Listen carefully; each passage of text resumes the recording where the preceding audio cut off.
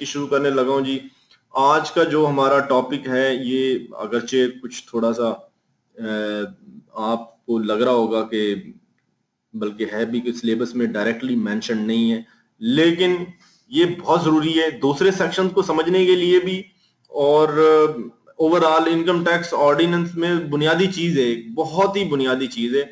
शायद ये heads of income में से भी अगर जब आप टैक्स की प्रैक्टिस करते हैं ना, तो सबसे पहले इसी चीज से वास्ता पड़ता है, अगर टैक्स का वास्ता पड़ता है इससे। तो ये एक इसलिए थोड़ी सी इंपॉर्टेंट चीज है आपके समझने की। इससे एमसीक्यू जरूर आएगा, ये मैं गारंटी दे रहा हूँ जी। इसकी मैं गारंटी दे रहा हूँ कि सिलेबस में इन्होंने मेंशन नहीं किया होगा।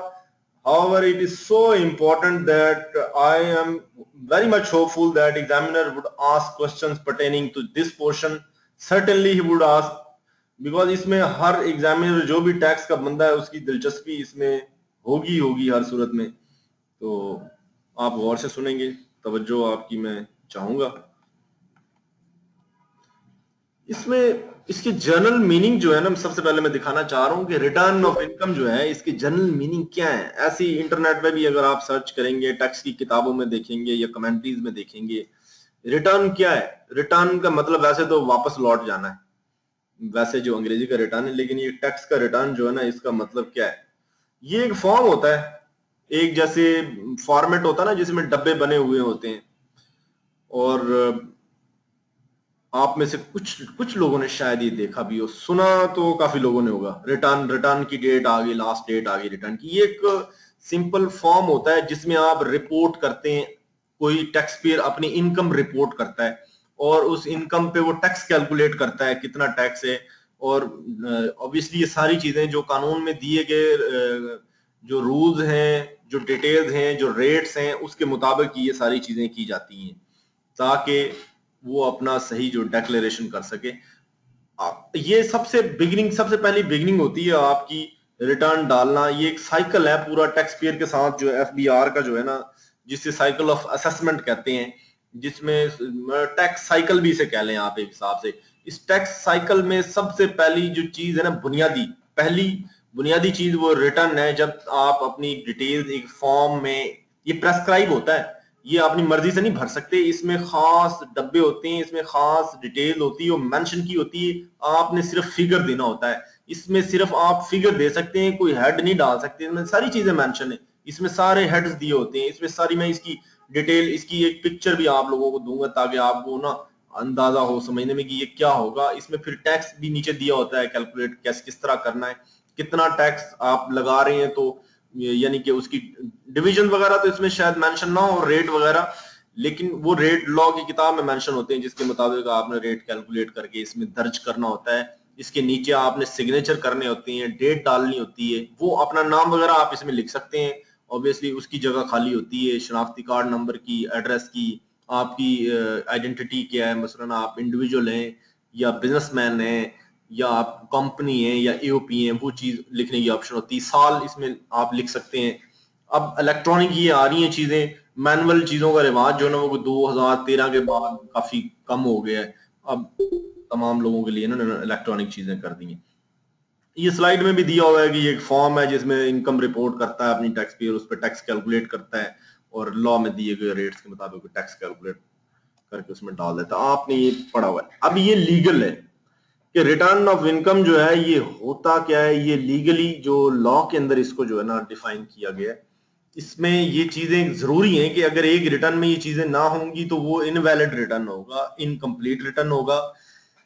क्या चीजें हैं कि सबसे पहली चीज इसमें है कि ये प्रेस्क्राइब फॉर्मेट जो है ना, ये उसमें होगा, ये किसी और चीज में नहीं होगा। जो एफबीआर का प्रेस्क्राइब फॉर्मेट है, ये रिटर्न डाउनलोड भी हो जाती है एफबीआर की वेबसाइट से, ये उस फॉर्मेट के अंदर होगा।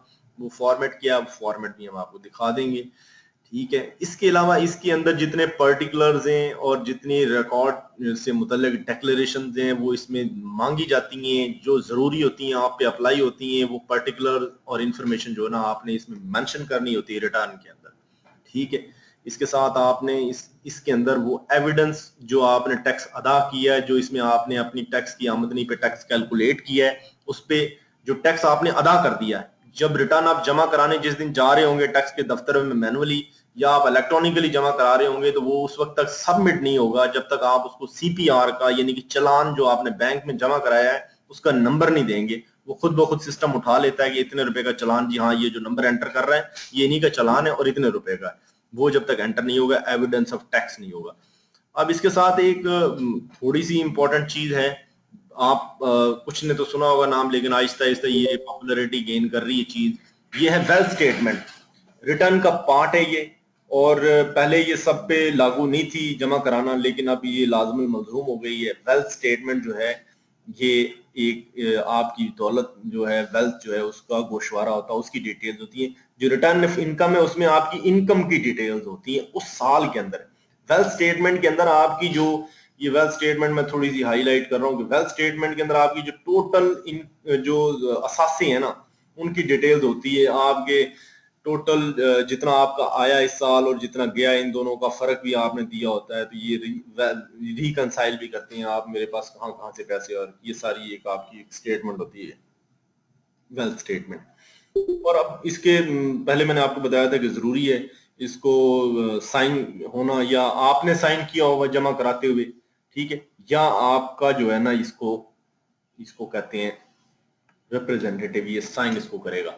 रिप्रेजेंटेटिव कौन हो सकता है? ये भी ऑर्डिनेंस के तहत जो है ना, आप दो सेक्शन है उनके तहत ये नुमाइंदे जो है ना वो लगाए जाते हैं। ये आपको जाहिर बात है कि हम टैक्स डिपार्टमेंट जो है ना फोर्स नहीं करता टैक्स पेयर को वो जरूरी आए, हमारा काम तो गोशवारा लेना है जी। भले उसका कोई नुमाइंदा आगे जमा करा जाए, उसका जो है उसके बिहाफ पे कोई पावर ऑफ अटर्नी उसे लेके आके करा दे, कोई मसला नहीं। अब इसमें रिटर्न में ये या तो ये इलेक्ट्रॉनिकली हो या ये मैनुअली हो। अब मैनुअल इलेक्ट्रॉनिकली में तो ये कंप्यूटर के थ्रू होता है, एक सॉफ्टवेयर है, वो सॉफ्टवेयर भी हम आपको दिखा देंगे थोड़ा सा, जिस सॉफ्टवेयर के थ्रू रिटर्न जमा होती हैं। या ये मैनुअली हो। मैनुअली का मतलब ये नहीं कि आपने टीसीएस करा दिया है, ठीक है। मैनुअली का मतलब ये है कि आपने टैक्स के दफ्तर में गए, आपने वहां रिसेप्शन पे ये दिया है, एक कॉपी अपनी लेके गए साथ, एक कॉपी टैक्स वालों की, टैक्स वाले अपनी कॉपी रख लेंगे और आपकी कॉपी पे आपको रिसीविंग स्टैंप लगा के दे देंगे। ये रिटर्न ऑफ इनकम होता है जी, ठीक है। गोशवारा जिसे कहते हैं, आम जुबान में हम उसे गोशवारा कहते हैं, अंग्रेजी में उसे रिटर्न कहते हैं। इनकम टैक्स रिटर्न जो है ना वो इनकम टैक्स का एक अलग रिटर्न है, सेल टैक्स की एक अलग रिटर्न है, ठीक है ना। दोनों में फर्क है, काफी फर्क है।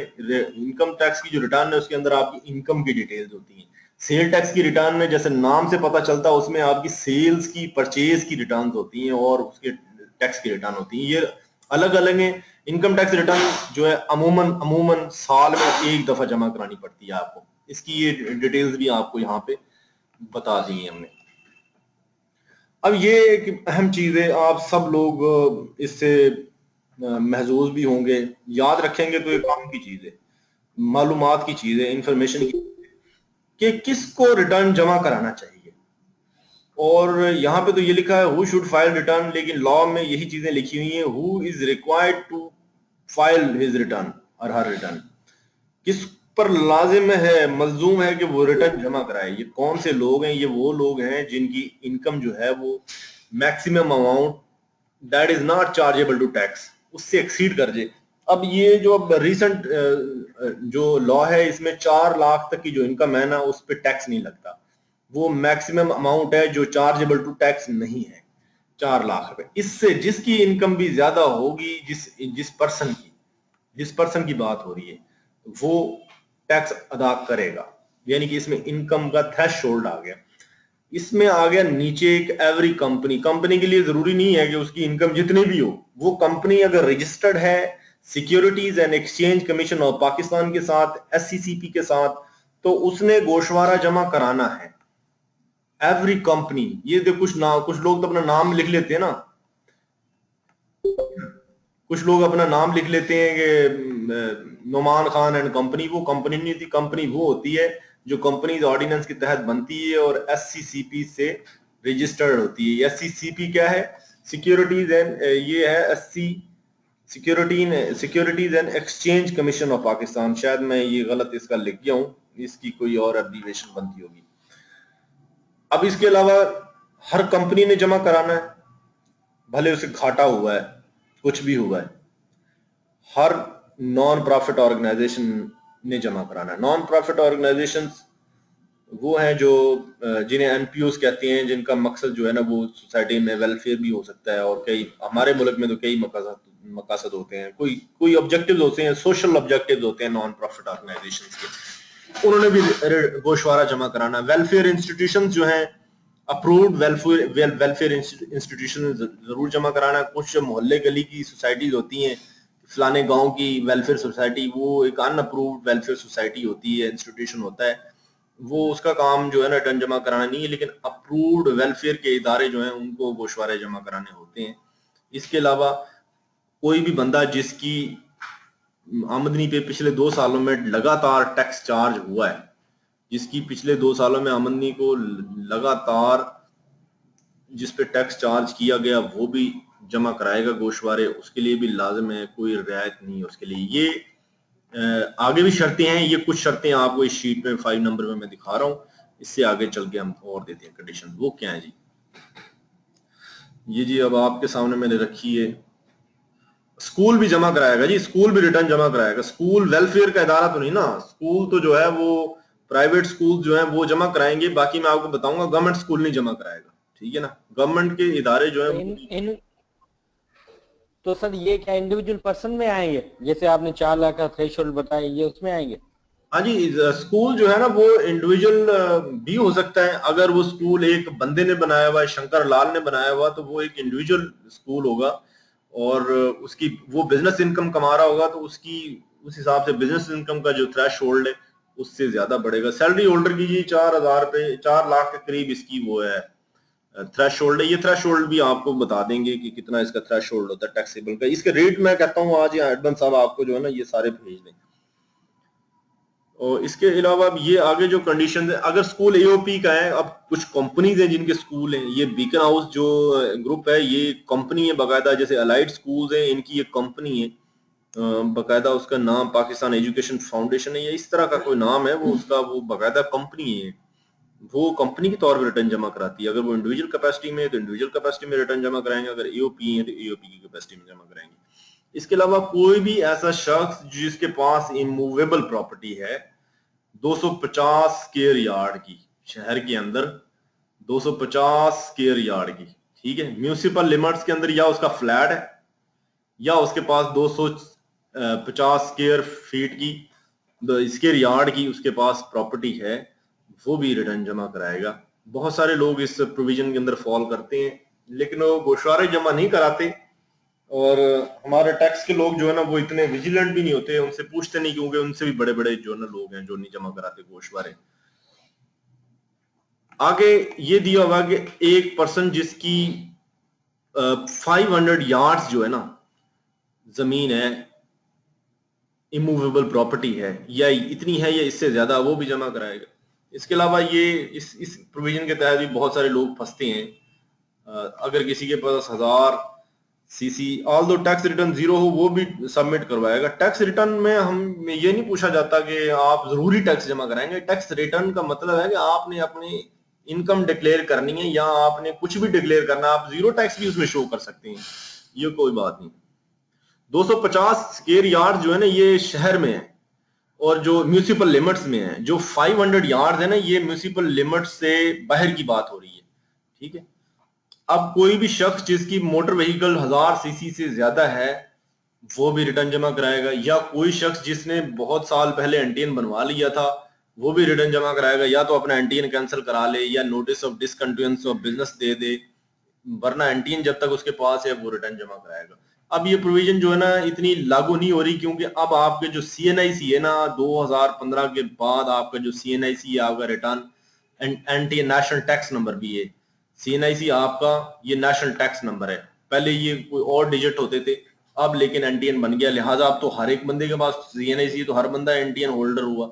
लेकिन इसमें थोड़ा फर्क ये हो जाएगा कि वो सीएनआईसी जो एफबीआर के साथ एनटीएन कैंसिल होता है जी, आप एनटीएन कैंसिल करा सकते हैं, क्यों नहीं करा सकते आप एनटीएन। सीएनआईसी जो है वो आपका एनटीएन है, और अब सीएनआईसी क्योंकि जब आपका एनटीएन बन जाएगा तो फिर आप ये तो कर सकते हैं कि अपनी रजिस्ट्रेशन जो है वो आप बता दें, नोटिस ऑफ डिसकंटिन्यूएंस ऑफ बिजनेस दे दें, फिर ताकि आपसे रिटर्न नहीं पूछा जाएगा। ये नहीं हो सकता कि आप अपना सीएनआईसी कैंसिल करा लें, सीएनआईसी तो रहेगा, वो तो और मकसद के लिए भी इस्तेमाल होता है। अब मैं आगे आपको चीजें बता रहा हूँ कुछ के कुछ। ये वेल्थ स्टेटमेंट की ना तस्करा हुआ था पहले। हाँ, ये कुछ और लोग भी हैं जिन्हें रिटर्न जमा कराना जरूरी है। ऐसे लोग जिनके पास ऊपर की कोई भी शर्त में नहीं वो पूरा होते, ना तो वो कंपनी है, ना उनकी इनकम ज्यादा हो रही है जो थ्रेश होल्ड है उससे, ना उनकी 250 के यार्ड जगह है, ना 500 यार्ड है, ना उनके पास 1000 सीसी गाड़ी है, ना उन्होंने एंटीएन लिया हुआ है, लेकिन उनका जो इंडस्ट्रियल कनेक्शन या बिजली का कनेक्शन उनके पास है बिजली का, और उस बिजली के मीटर का बिल एक साल में 5 लाख से ज्यादा हो जाता है। तो उनसे भी तवक्को ये की जाती है कि वो जरूर कोई ऐसा काम कर रहे हैं कि जिससे इनकम जनरेट हो रही है, लिहाजा वो भी अपना गोशवारा जमा कराएं। और इसके लिए जरूरी है कि उसका कमर्शियल मीटर, किसी घर का मीटर बिल जो है वो 5 लाख से ज्यादा हो तो उस पर पाबंदी नहीं है। इसके अलावा कोई भी ऑर्गेनाइजेशन, तंजीम जो है वो रजिस्टर्ड हो, चैम्बर ऑफ कॉमर्स जैसे हर शहर में होते हैं, हर अपने अपने म्यूनिसिपल कॉरपोरेशन में इलाके हैं जो कॉस्मोपोलिटन, उनमें चैम्बर होते हैं। कराची में है, पेशावर में है, कोयटा में है, लाहौर में है, और छोटे शहरों में भी चैम्बर होते हैं छोटे छोटे। अगर कोई भी तंजीम उनसे रजिस्टर्ड है और वो उस पर भी गोशवारा जमा कराना लाजमी है, रिटर्न जमा कराना लाजमी है। इसी तरह कोई ट्रेड एसोसिएशन, जैसे हर शहर में ट्रेड एसोसिएशन होती है, ट्रेड बॉडीज होती हैं, या कोई और प्रोफेशनल बॉडी जो है, जैसे लॉयर्स की जो है बार एसोसिएशन जो है, ये प्रोफेशनल बॉडीज हैं। चार्टर्ड अकाउंटेंट्स की जो है एसोसिएशन जो है, ये प्रोफेशनल बॉडीज हैं, ये प्रोफेशनल्स की तंजीमें हैं, तो ये भी अपने गोशवारे जमा कराएंगी एज अ एसोसिएशन, इनको भी गोशवारे जमा कराना लाजमी है। अब एक चीज ये है कि वेल्थ स्टेटमेंट जो है ना, वो आपको पहले भी बताई थी कि ये भी रिटर्न का पार्ट होती है। ये क्या होती है, ये जो है ना, ये किसने जमा करानी है, ये हर वो बंदा जमा कराता है। अब जो कानून है उसके मुताबिक जो रिटर्न जमा करा रहा है, अब जो नया सिस्टम है ना, अब एक सॉफ्टवेयर है एफबीआर का, जैसे आयरस कहते हैं, ये आपने लोगों ने लिख लें कि आयरस जो है ये एक सॉफ्टवेयर है एफबीआर का, जिसमें सारे गोशवारे जमा होते हैं, ठीक है। और ये हम आपको वैसे भी बता देंगे, मैडम से कहूंगा कि ये आपको जो है ना ग्रुप में भी ये चीजें शेयर कर, आयरस क्या होता है। ये एक सॉफ्टवेयर है, उसमें आप रिटर्न जमा कराते हैं सारी, आप सबमिट उसमें कर सकते हैं। जैसे फॉर्म होता है ना यूनिवर्सिटी की, बाहर की यूनिवर्सिटियों का फॉर्म होता है, इसी तरह का ये फॉर्म होता है, डिटेल्स होती हैं इसमें सारी। और वेल्थ स्टेटमेंट भी आप उसी में जमा कराते हैं। अब कंडीशन ये है कि जब आप वेल्थ स्टेटमेंट जब तक जमा नहीं ना कराएंगे, उस वक्त तक वो रिटर्न आप अपना जमा नहीं करा सकते। इसके स्पेलिंग है RIRIS, ठीक है। इसको आयरस कहते हैं, जो आंख की पुतली है वो वाला आयरस, इसको आप समझ लें। इसका मतलब जो है वो आंख की पुतली भी एक फ्लावर है, फूल का नाम भी है, फूल का नाम भी है। और ये अगर आप देखेंगे तो एक आयरस जो एफबीआर का जो है, उसकी साइड पे एक फूल सा भी उसमें बना होता है।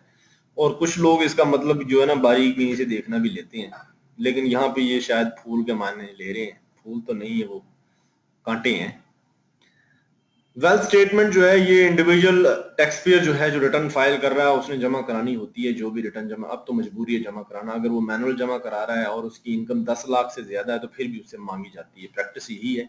इसके अलावा कोई मेंबर ऑफ एओपी है ना, एसोसिएशन ऑफ पर्सन का कोई मेंबर है, वो भी वेल्थ स्टेटमेंट जमा कराएगा। ईओपी एक अपना रिटर्न तो जमा कराती है, एसोसिएशन ऑफ पर्सन जो है अपना एक रिटर्न जमा कराती है, लेकिन उसके जो मेंबर्स हैं जो उससे इनकम ड्रॉ कर रहे हैं, वो अपनी वेल्थ स्टेटमेंट भी जमा कराएंगे, रिटर्न भी जमा कराएंगे।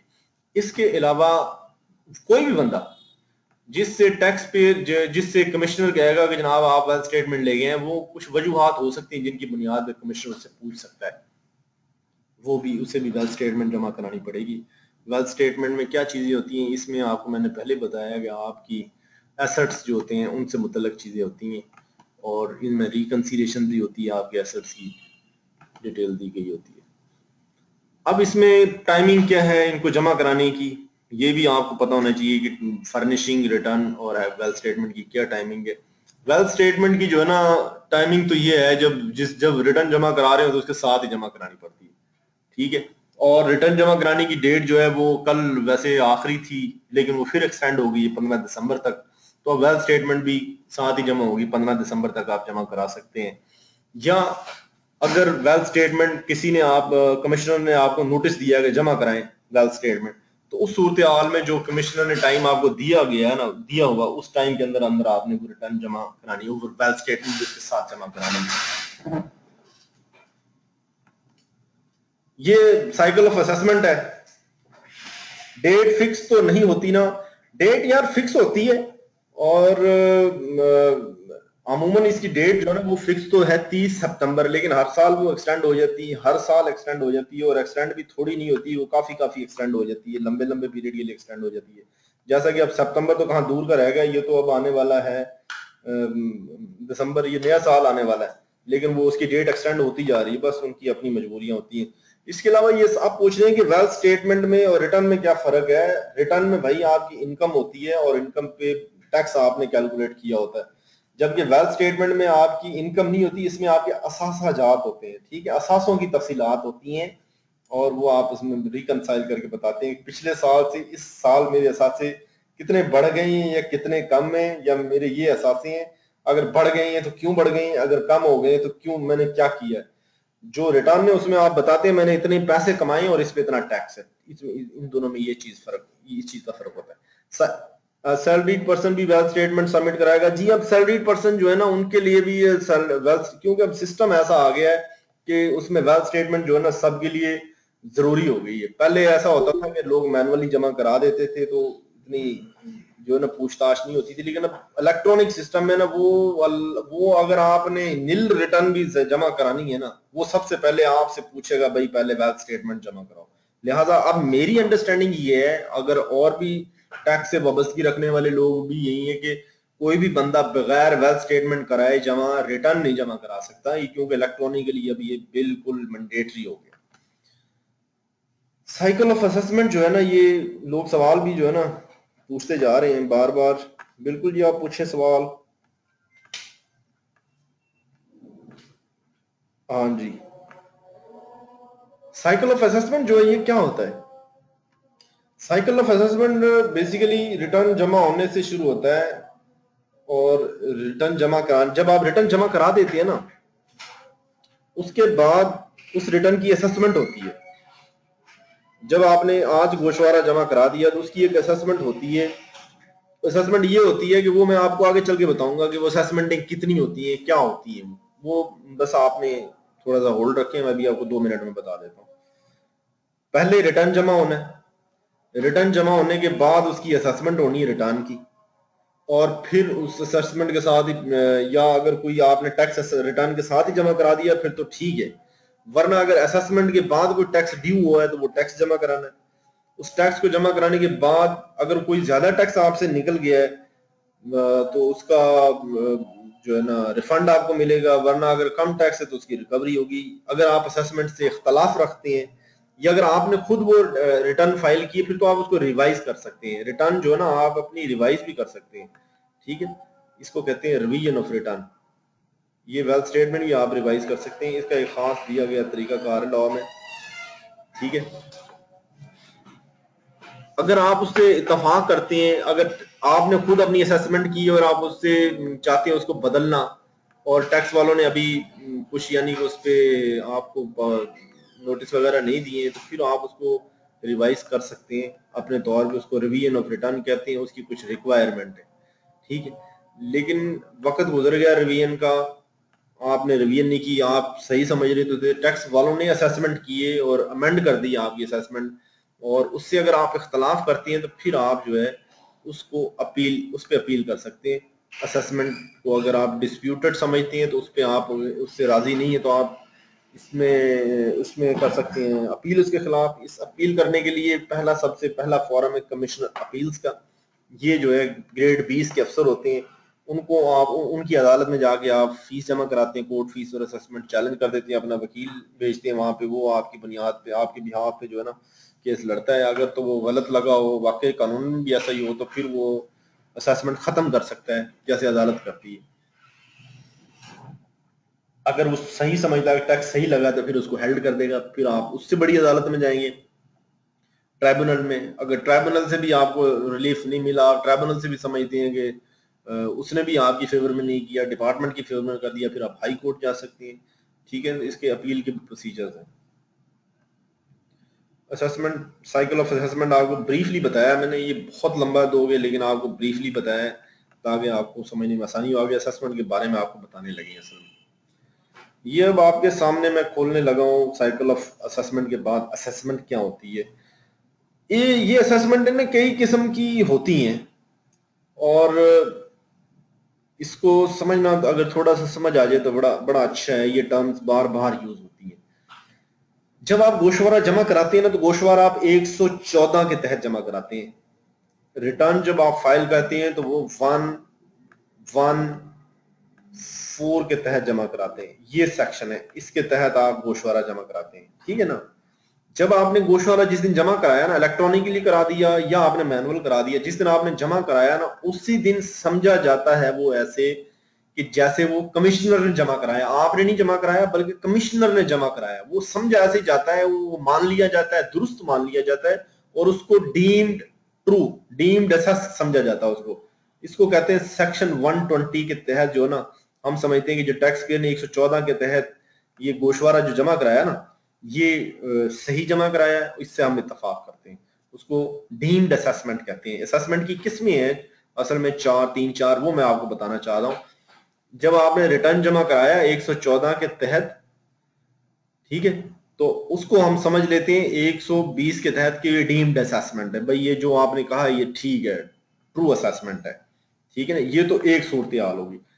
लेकिन आपने एक असेसमेंट जो है ना वो कराई, जो डीम्ड असेसमेंट आपकी है, जो आपने जमा कराई और हमने उसको डीम्ड समझ लिया 120 के तहत, लेकिन लेटर ऑन हमने उसको ऑडिट में सिलेक्ट कर लिया, हमने उसको ऑडिट के लिए सिलेक्ट किया, यानी कि इसका ऑडिट हम करना शुरू कर दिया। ये ऑडिट भी ऐसे नहीं हो सकता, हर मर्जी से नहीं होता। ऑडिट भी करने का तरीकाकार है, सेलेक्ट होता केस, सेलेक्ट भी मर्जी से नहीं होता। इसमें भी सिलेक्शन के पैरामीटर हैं, या कमिश्नर के पास क्रेडिबल इंफॉर्मेशन होनी चाहिए कि बंदे ने झूठ बोला है। आपने एक रिटर्न 114 के तहत जमा कराया, उसकी 120 के तहत डीम्ड असेसमेंट होगी, लेकिन हमें कोई गलतियां मिली, हमने उसका ऑडिट किया, हमने आपको नोटिस भेजा यार कि भाईजान आप ने ये बातें क्लेम की हैं, ये आपने बताया है, तो काइंडली आप जो है ना हमें आगे डिटेल्स दें, क्योंकि हमारे ख्याल में आपका टैक्स बनना ज्यादा, आप बता रहे हैं टैक्स अपना कम। तो गुजारिश ये है कि आप जो है ना आके हमें वजाहत दें, वरना हम आप पे इतना टैक्स लगा देंगे। आप जी आते ही नहीं हमारे पास, तो जाहिर बात है, अब जब कोई जवाब नहीं देंगे तो केस खोला इतनी देर नहीं रहेगा। फिर वो जो या आप सर्विस, आप नोटिस ही नहीं ले रहे, सर्विस ही नहीं कर रहे नोटिस, तो फिर वो बेस्ट जजमेंट असेसमेंट होगी। यानी हमारी जजमेंट में, हमारे ख्याल में जो बेस्ट जजमेंट है ना, जो जो जितना टैक्स लग सकता है, जो डॉक्यूमेंट्स के बगैर हम लगा सकते हैं, आप क्योंकि आप तो कोई वजाहतें नहीं दे रहे ना हमें, तो हम बेस्ट जजमेंट असेसमेंट उसकी कर देंगे। उसको 121 कहते हैं। समझ आ जाए तो ठीक है, लेकिन ये बारीक चीज है, इतनी ना आए तो कोई बात नहीं। लेकिन इससे नीचे ये थोड़ी सी अहम चीज है, प्रोविजनल असेसमेंट। ये असेसमेंट क्या होती है कि आपने 114 के तहत जो रिटर्न जमा कराना था ना, वो आपने नहीं जमा कराया, ठीक है। हमने आपको नोटिस दिया, हमने आपको नोटिस दिया, वो भी एक सब सेक्शन है 114(4) उसे कहते हैं। हमने कहा जनाब इस 114(4) का भी नोटिस है प्रेस्क्राइब, इसमें हमने आपको कहा भाईजान आपने गोशवारा नहीं जमा कराया, तारीख गुजर गई है। ये 114(4) मैंने आपके सामने ड्रा कर दिया। आपसे रिटर्न मांग लिया हमने, और एक वेल्थ स्टेटमेंट मांग ली 116(1) के तहत। आपने जवाब नहीं दिया जी, 2 महीने गुजर गए, 3 महीने रिमाइंडर दिया हमने, फिर आपको शो कॉज दे दिया जनाब के हम आपकी प्रोविजनल असेसमेंट कर देंगे, मतलब जो हमारी समझ में आया प्रोविजनल तौर पे, आप लिहाजा अपना जवाब दे दें। लेकिन आप फिर भी जवाब नहीं देते, तो फिर हम 122 के तहत जो है ना आपके खिलाफ जजमेंट पास कर देंगे। 122 सेक्शन है ये, इसके तहत प्रोविजनल असेसमेंट होती है। नाम से ही लग रहा है प्रोविजनल।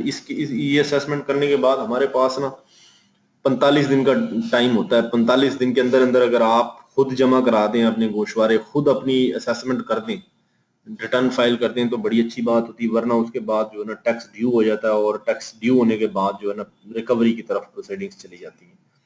अब ये सारी चीजें, ऊपर वाली जो तीनों चीजें हैं ना, इन तीनों चीजों की ये अमेंडमेंट ऑफ असेसमेंट हो सकती है। कोई भी असेसमेंट जो है उसको अमेंड किया जा सकता है, तब्दील किया जा सकता है, दुरुस्त भी किया जा सकता है, एक उसको रिवाइज भी किया जा सकता है। वो सारे इख्तियारात जो है ना वो इनकम टैक्स अथॉरिटीज के पास है, डिफरेंट अथॉरिटीज के पास है। किसी के पास रिटर्न को अमेंड करने का इख्तियार है, किसी के पास उसको रिवाइज करने के इख्तियार है, फिर कोई दुरुस्त भी कर सकता है कोई मिस्टेक अगर उसने कर दी। रेक्टिफिकेशन ऑफ मिस्टेक भी होती है, वो भी एक सेक्शन है, उसमें उसको अपनी मिस्टेक को दुरुस्त भी कर सकता है।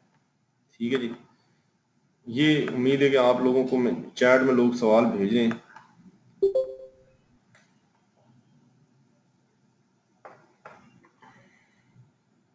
होपफुली तमाम लोगों तक जो है ना आवाज जारी होगी जी। हाँ, बेस्ट जजमेंट का और प्रोविजनल जजमेंट का, बेस्ट जजमेंट असेसमेंट जो है ना वो मेरे भाई अब होती है कि जब आपने गोशवारा जमा कराया हुआ है, ठीक है, और उसके बाद जो है ना वो आपकी असेसमेंट उन्होंने आपको ऑडिट का नोटिस दिया है कि हम आपकी असेसमेंट तब्दील करना चाह रहे हैं इन वजूहात की बिना पे, आप या हमें अपनी डिटेल्स बताएं, अपने अखराजात और इनकम की डिटेल दें। उसके बाद अगर आप कोई जवाब नहीं देते तो वो बेस्ट जजमेंट असेसमेंट है। बेस्ट जजमेंट असेसमेंट में आपने अपना गोशवारा पहले जमा कराया होता है, लेकिन जो प्रोविजनल असेसमेंट है उसमें तो आपने गोशवारा ही नहीं जमा कराया। हमने पूछा ही गोशवारा था आपसे, हमने आपसे कहा ही ये था कि गोशवारा जमा करा दें, लेकिन आपने अपने तई गोशवारा जमा नहीं कराया और उसी वजह से आपसे पूछा गया और आपको बताया भी गया अगर आप गोशवारा नहीं जमा कराएंगे तो हम प्रोविजनल असेसमेंट कर देंगे। आप प्रोविजनली आपकी असेसमेंट कर देंगे जो लेटर ऑन जो है पक्की भी हो जाएगी। अब एक चीज मैं आपको बता दूं, अगर इससे रिलेटेड कोई सवाल है तो आप पूछ सकते हैं, अभी पूछ सकते हैं। ये पीछे वाली स्लाइड में मैं जो है ना जाना चाह रहा हूँ, ये जो आपके सामने डिस्प्ले हो रही है ना, इनमें ये जो असेसमेंट है ना, ये अमेंडेड असेसमेंट, इसके खिलाफ भी आप अपील में जा सकते हैं। ठीक है, अगर आप इससे अग्री नहीं कर सकते, अग्री नहीं करते तो इसके खिलाफ भी आप अपील में जा सकते हैं। ठीक है, ये तो की ही आपने होती है, 120 के तहत जो डीम हो जाती है ना वो तो की ही आपने होती है, तो उसके खिलाफ तो आप क्यों जाएंगे अपनी के खिलाफ अपील में। और ये वाली जो असेसमेंट है ना, इसमें 45 दिन का टाइम होता है, 45 दिन का। ये खतरनाक असेसमेंट है, इसमें आपके पास 45 दिन का टाइम होता है। अगर आपने गोशवारे जमा करा दिए 45 दिन में तो बड़ी अच्छी बात है, अगर आपने अपने गोशवारे नहीं जमा किए कराए तो फिर आपकी असेसमेंट खुद ब खुद प्रोविजनली कर दी जाती है। प्रोविजनल असेसमेंट इसलिए, बल्कि असेसमेंट तो आपकी हो जाती है, बल्कि वो पक्की हो जाती है, प्रोविजनल के बाद वो पक्की हो जाती है, उसके खिलाफ कोई अपील नहीं होती। इसके खिलाफ तो कोई अपील ही नहीं है, क्योंकि अपील करने से बेहतर तो ये ना कि आप इसके खिलाफ आप गोशवारा जमा करा दें, जान छुड़ा लें। अगर आपने 45 दिन भी इसको अटेंड नहीं किया होने के बाद तो ये फिर पक्की हो जाती है, अदालत भी इसको एंटरटेन नहीं करती। अदालत कहती है आपने तो खुद वो करवाई है जानबूझ के, आपने गोशवारा जमा करा देने थे, आपसे तकाजा ही इतना था, इसके खिलाफ अपील कोई नहीं होती प्रोविजनल असेसमेंट के खिलाफ। होपफुली उस्मान साहब पूछ रहे थे, शायद इनको इस बात की समझ लग गई होगी। ये आगे जो है ना थोड़ा सा एक टॉपिक और है, ये तो हमने असेसमेंट्स पढ़ाई हैं अब तक आपको। ये वो जो चीजें थी जो बड़ी जर्नल भी हैं और टैक्स के हवाले से बात भी बड़ी इनमें होती है, और इनमें से इनके बारे में आपको चीजें आएंगी, पूछा भी जा सकता है। मेरा ख्याल है इनके बारे में जरूर पूछा जाएगा, कोई ना कोई बात किसी न किसी हवाले से जरूर होगी। आपके जहन में वैसे भी होना चाहिए, क्योंकि ये बुनियादी चीजें, बहुत बुनियादी चीज है टैक्स के हवाले से। अब ये जो सामने आपके टॉपिक खुला हुआ ना एग्जाम्प्ट इनकम का, ये आपका क्योंकि सिलेबस का पार्ट भी है, तो ये एग्जाम्प्ट इनकम में कुछ इनकम दो तरह की होती है। एक इनकम होती है टैक्सेबल, एक होती है एग्जाम्प्ट इनकम। एग्जाम्प्ट इनकम वो होती है जिस पर टैक्स नहीं लगता। ठीक हो गया ना। अब इसका तो नाम से ही पता चल रहा है कि टैक्स किस इनकम पे नहीं लगेगा। ये लिस्ट दी हुई है नीचे, अगर हम नीचे से शुरू करें, अगर आप नीचे से पढ़ें, क्योंकि ऊपर वाला टॉपिक शो जो है ना वो ज्यादा आपको पढ़ाया मैंने हुआ है और आप उसके मुतालिक सवाल भी करेंगे ज्यादा, इसलिए मैं उसको एंड में पढ़ा लेता हूँ आपको। कि नीचे वाली जो इनकम है ना, फेडरल गवर्नमेंट और प्रोविंशियल गवर्नमेंट की जो इनकम है, इन पर टैक्स नहीं होता। मसलन गवर्नमेंट कहां से इनकम कमाती है? कोई किसी बंदे को है थोड़ा अंदाजा कि गवर्नमेंट जो है उसकी इनकम कहां से वो उस पर क्यों टैक्स टैक्स तो बाद में लगेगा, इनकम कहां से आई गवर्नमेंट की? कोई किसी के जहन में कोई सवाल, बस आपने टैक्स से सोच लें, बस टैक्स से कमाती है। टैक्स इनकम वो टैक्स से तो कमाते जो रेवेन्यूज इकट्ठा करते हैं, हाँ देखिए ना, टैक्स से अगर कमा के फिर इनकम गवर्नमेंट ने लगानी है, यानी कि टैक्स उस पर लगाना है, तो फिर तो गवर्नमेंट टैक्स पे ही टैक्स लगाती रहेगी, टैक्स पे ही टैक्स लगाती रहेगी, तो बिजी रहेगी। ये अपनी टैक्स, अपनी जो चीज गवर्नमेंट के हाथ में है और उसी ने जो है गवर्नमेंट के पास दोबारा आना है, तो गवर्नमेंट को वैसे टैक्स लगाने का क्या फायदा। गवर्नमेंट की इनकम पे, गवर्नमेंट का तो अपना होता है इनकम टैक्स, गवर्नमेंट तो टैक्स लगाती है, गवर्नमेंट के ऊपर टैक्स नहीं लगता। प्रोविंशियल गवर्नमेंट की जो इनकम है, मसलन हॉस्पिटल्स हैं, गवर्नमेंट के इदारे हैं, जैसे पीआईए है, जैसे रेलवे है, जैसे ये ओजीडीसीएल है, ऐसे जो इदारे हैं ना जो इनकम भी जनरेट करते हैं, ये काफी इनकम कमाते हैं।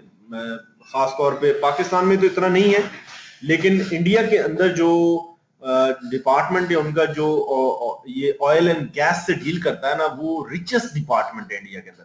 पाकिस्तान में ओजीडीसीएल है, ओजीडीसीएल इतना रिच अब नहीं रहा, लेकिन इंडिया के अंदर ये अभी भी बहुत ज्यादा इसका रोल है। सऊदी अरेबिया में जो है ना, अरामको है शायद, मेरा ख्याल है उसको अरामको कहते हैं, वो भी एक उनका पूरा ऑयल एंड गैस का डिपार्टमेंट है, नेचुरल रिसोर्सेज का डिपार्टमेंट है, ठीक है। यहां से वो इनकम बहुत ज्यादा कमाती हैं, लेकिन उसको अगर वो टैक्स करना शुरू कर दें तो वो मेरा ख्याल है पूरा टारगेट उसी टैक्स से पूरा हो जाएगा, ठीक है। Support payment received by a spouse, यार ये वो है कि कोई किसी ने एग्रीमेंट किया हुआ है ना, किसी में सेपरेशन होगी मियाँ बीवी में, और उन्होंने जो है ना सेपरेट रहने का जो है ना इरादा कर लिया, और उसमें एग्रीमेंट हुआ है कि हम अलग अलग तो रहेंगे, लेकिन ये बीवी का कोई रोजगार नहीं है, तो वो हमारे फैमिली लॉज में है कि वो खर्चा देता है शौहर उसको, वो सपोर्ट पेमेंट देगा, तो वो जो है ना उस पे वो उस इनकम पे टैक्स नहीं है यार। वो तो वैसे ही बड़ी, मतलब वो कौन सा वो मेहनत करके कमा रहा बंदा, वो तो गुजारे के लिए होती है, वो इनकम ऐसे इतनी होती भी नहीं, और इसलिए वो सपोर्ट पेमेंट नाम ही उसका ये है कि वो तो सपोर्ट के लिए, तो उसको भी टैक्स जो है ना वो नहीं किया जाता, वो भी एग्जाम कंसिडर की जाती है, ठीक है। अब आप लोग मैसेज भी भेज रहे हैं, बिल्कुल मुझे आपके मैसेज मिल रहे हैं जी। सिक्योरिटी से भी आती है, बिल्कुल टोल प्लाजा से आती है, रेवेन्यू से आती है, बिल्कुल रेलवे वगैरह, बिल्कुल जी। आप लोगों के ध्यान में जो है ना ये है चीज। अब एक चीज है स्कॉलरशिप्स, जो गवर्नमेंट के स्कॉलरशिप्स है ना, जो गवर्नमेंट ने स्कॉलरशिप्स दिए होते हैं स्टूडेंट्स को, एचईसी की स्कॉलरशिप देती है गवर्नमेंट, और जिसकी बुनियाद पे आप पढ़ने जाते हैं, वो स्कॉलरशिप तो वो तो दिया ही गवर्नमेंट ने, वो ऑलरेडी जो है ना स्कॉलरशिप को कोई अयाशी के लिए नहीं दिया जाता। स्कॉलरशिप जो है वो रिसर्च को बढ़ाने के लिए, ये एफर्मेटिव एक्शन होता है, सोसाइटी में कुछ मुसीबत लाने के लिए किया जाता है, तो उसको गवर्नमेंट टैक्स नहीं करती, क्योंकि वो तो गवर्नमेंट ऑलरेडी दे रही है, यानी कि वो आउट ऑफ, यानी कि गुडविल दे रही है गवर्नमेंट, उसको भी टैक्स नहीं करती स्कॉलरशिप जितनी होती है। इसी तरह सदर साहब के जो रेजिडेंशियल ऑनर होते हैं, जो सदर साहब की तरफ से तमगात मिलते हैं, सदर साहब की तरफ से जो है वो जो इनाम इनाम मिलते हैं या कैश में मिलते हैं, वो भी टैक्स नहीं होते, वो भी याशी प्रोग्राम होता है। ये जितने भी हमारे जो आर्मी के लोग हैं इनको ज्यादा ऑनर्स मिलती हैं, सिविल सर्वेंट्स को मिलती हैं, तो ये इन्होंने कानून बनाया, उनको भी टैक्स नहीं करते, लेकिन इसकी पता नहीं क्या वजह है, ठीक है जो भी वजह होगी क्यों नहीं टैक्स करते, बाकी तो समझ में आ रही है। बाकी एक चीज ये भी है कि एग्जाम्पशन जो है ना इंटरनेशनल एग्रीमेंट्स के तहत भी होती हैं, ये इससे ऊपर वाला टॉपिक है, आप ये देख पा रहे होंगे। एग्जाम्पशन जो है वो इंटरनेशनल एग्रीमेंट्स जो है ना उनके तहत भी होती हैं। मतलब आपने किसी मुल्क की, शंकर लाल ने कहा है फेडरल गवर्नमेंट और प्रोविंशियल गवर्नमेंट का समझाना, भाई उनका समझाना ये है, अभी मैंने ऊपर के दो टॉपिक समझा दो, एंड पे आपको ये समझा देता हूँ। अभी मैं एग्जाम्पशंस एंड इंटरनेशनल एग्रीमेंट्स बता रहा हूँ। एग्जाम्पशन जो है ना इंटरनेशनल एग्रीमेंट्स के तहत भी होती हैं, कुछ इनकम जो है उसको एग्जाम्प्ट किया जा सकता है। दो कंट्रीज की जो गवर्नमेंट्स हैं वो आपस में एग्रीमेंट कर सकती है, हमारा जो बंदा है या ये इस किस्म की जो इनकम है उसको हम जो टैक्स नहीं करेंगे, तो वो कंट्रीज के मुफाद में लार्जर इंटरेस्ट में होता है, वो कई किस्म की हो सकती हैं। अभी तक जो है ना मेरी नजर से कोई ऐसी गुजरी नहीं है कोई एग्जाम्पशन, लेकिन जरूर कोई ऐसी एग्जाम्पशन जो ना होगी जो प्रोविजन उन्होंने बनाई हुई है, कोई प्रोविजन लॉ में बनाई हुई तो जरूर कोई नजर में होगी, कोई एग्जम्पशन देना चाहते होंगे किसी को, लेकिन अभी तक कोई ऐसी मेरी नजर में नहीं है कि इंटरनेशनल एग्रीमेंट्स के तहत कोई एग्जाम्पशन जो है ना किसी किस्म की इनकम को हासिल हो पाकिस्तान में। बाकी तो उन्होंने डिक्लेयर ऊपर कर दी हुई है फॉर्म, ये जैसे फॉरेन गवर्नमेंट ऑफिशियल्स हैं, ये इसके ऑफिशियल की स्पेलिंग गलत देखे हुए, ये इनको तो एग्जाम्पशन हासिल है वैसे ही, ये तो उन्होंने मेंशन कर दिया ना, फॉरेन गवर्नमेंट हॉस्पिटल्स को एग्जाम्पशन हासिल है ऑफिशियल्स को, तो ये ऊपर डिप्लोमेटिक स्टाफ जो है और यूनाइटेड नेशंस के जो ऑफिशियल्स हैं इनकी इनकम भी एग्जाम्प्ट है। यूनाइटेड नेशन से जो लोग सैलरी लेते हैं ना उनकी सैलरी भी एग्जाम्प्ट है, उस पर टैक्स नहीं लगता। इसी तरह जो मिशन हैं उनके एम्प्लॉइज जो हैं वो सैलरी लेते हैं, उस पर भी टैक्स नहीं लगता। लेकिन पाकिस्तान की जो मिशन अब्रॉड है ना, पाकिस्तान के फॉरेन सर्विस के जो लोग हैं उनकी इनकम पे टैक्स लगता है, वो सैलरी जो लेते हैं उस पर टैक्स लगता है। लेकिन बाहर के जो लोग पाकिस्तान में आए हुए हैं मिशन पे, या लाइब्रेरी ऑफ कांग्रेस इस्लामाबाद में है जैसे, और इनका अमेरिकन सेंटर है, ब्रिटिश सेंटर है इनके, कराची में जैसे अमेरिकन सेंटर है, मेरा ख्याल है ये किमाड़ी से जब जाते हैं क्लिफ्टन की तरफ शायद रास्ते में आता है, और लाहौर में भी है, पेशावर में भी एम्बेसी है, अफगानिस्तान का मेरे ख्याल शायद वो सेंटर है पेशावर के अंदर, मुल्तान के अंदर था ईरान का, वो बंद हो गया है। इसी तरह ये डिप्लोमेट्स पाकिस्तान भर में रहते हैं दुनिया के, इनको जो है वो इनकी सैलरी जो है पाकिस्तान में वो उस पर टैक्स नहीं है, क्योंकि उनके ममालिक में हमारे ऑफिशियल्स की सैलरी पे टैक्स नहीं है, वो हम इधर करते हैं। तो बस इन्होंने कोई अरेंजमेंट ऐसे बनाए हुए हैं कि जिस मुल्क में कुछ, लेकिन यूएनओ का जो ऑफिशियल्स है उनकी तो सैलरी वैसे ही टैक्स नहीं होती, यूएनओ के मुलाजमी की सैलरी कहीं भी टैक्स नहीं होती, दुनिया भर में एग्जाम्प्ट इनकम उनकी। अब ये एग्रीकल्चर इनकम है, इसकी तरफ हम बाद में आते हैं, पहले मैं क्लियर कर दूं फेडरल गवर्नमेंट और प्रोविंशियल गवर्नमेंट का क्या फर्क है, ये शंकर लाल ने सवाल पूछा है। भाईजान फेडरल गवर्नमेंट की इनकम और प्रोविंशियल गवर्नमेंट की जो इनकम है ना इस पे टैक्स नहीं है, ये एग्जाम्प्ट है। एग्जाम्प्ट का मतलब है कि tax can not be levied, ठीक है, इस पे टैक्स नहीं लगाया जा सकता।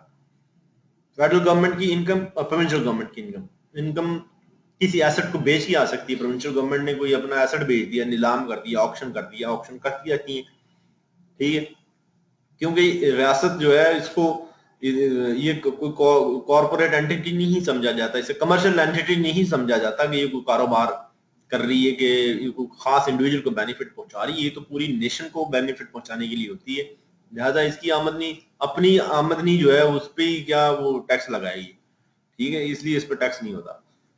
अब एग्रीकल्चर इनकम पढ़ लें जी, अगर यहां तक लोगों को पॉइंट समझ आ गए। एग्रीकल्चर इनकम जो है ना हमने पहले लेक्चर में पढ़ा है, एग्रीकल्चर इनकम की मैंने कंडीशन भी आपको बताई हुई है, ठीक हो गया ना। मैं कोशिश करके जो है ना आपको वो स्लाइड में जो है ना दिखा दूं, या आप सब लोगों के पास होगी एग्रीकल्चर इनकम की। एग्रीकल्चर इनकम क्या है, ये लैंड से ड्रॉ होती है थी एग्रीकल्चर इनकम, और उस लैंड पे जो या तो कल्टीवेशन की हो या उसने, ये एग्रीकल्चर लैंड के रेंट भी हो सकता है एग्रीकल्चर इनकम, ठीक है। और एग्रीकल्चर इनकम में जो है ना वो ह्यूमन इन्वॉल्वमेंट शामिल होती है। अगर कोई एग्रीकल्चर प्रोड्यूस के बेचने से आपको हासिल हुई है, कोई आपने ज़रूरी अजनास बेच दी है। Recent option of 3G 2G to Bharat जोंगजी जी, ये भी एक फेडरल गवर्नमेंट को इनकम थी, लेकिन इस पे फेडरल गवर्नमेंट ने तो टैक्स नहीं लगा, इनकम टैक्स तो नहीं लगेगा इस पे इनकम टैक्स बिल्कुल नहीं है। एग्रीकल्चर इनकम आप समझ लें जी कि ये लैंड से मिलती है, कल्टीवेशन अगर आप करती हैं लैंड पे उसके एवज में मिलती है। अगर आपने उस कल्टीवेशन करने के बाद आपने एग्रीकल्चर प्रोड्यूस जो है वहां पे उसको सेल आउट किया है, उसके गेन्स हैं, वो भी एग्रीकल्चर इनकम है। एग्रीकल्चर जमीन का जो रेंट है ये भी एग्रीकल्चर इनकम है, ठीक हो गया। और एग्रीकल्चर इनकम जो है ये एग्जाम्प्ट इनकम है।